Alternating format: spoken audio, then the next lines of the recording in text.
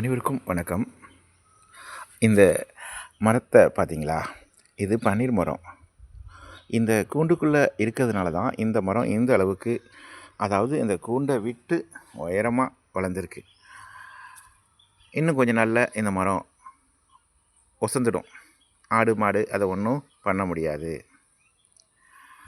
இந்த மரம் இந்த கம்பி கூண்டுக்குள்ளே இருக்கிறதால தான் இதால் வளர முடியுது.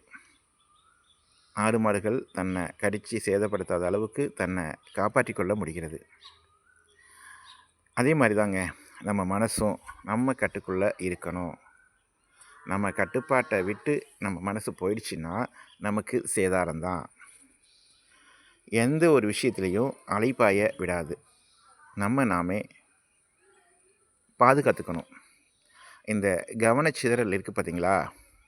அதுதான் நம்ம ஆபத்தில் இழுத்து போய்விடுற ஒரு விஷயம். எதுலேயுமே கவனத்தை அதிகமாக செலுத்தாதீங்க. அதாவது நம்ம வளர்ச்சியில், நம்ம வாழ்க்கையில் முன்னேறதில் நம்ம கவனம் அதிகமாக இருக்கலாம். மற்ற விஷயங்களில் நம்ம கவனத்தை அதிகமாக செலுத்தினாலே அது நமக்கு பிரச்சனை தான். நாம் உண்டு, நம்ம வேலை உண்டு அப்படின்னு இருந்தோம்னா நமக்கு எந்த தொல்லையும் இருக்காது.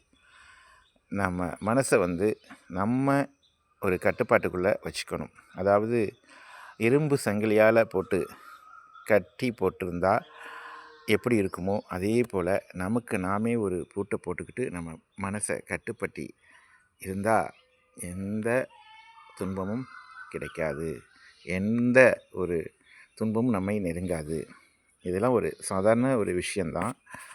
அதை நமக்கு தெரிஞ்சும் தெரியாமலும் இருக்கலாம். சில விஷயங்களை நம்ம கற்றுக்கிறது ஒன்றும் தப்பே கிடையாது. ஓகேங்க.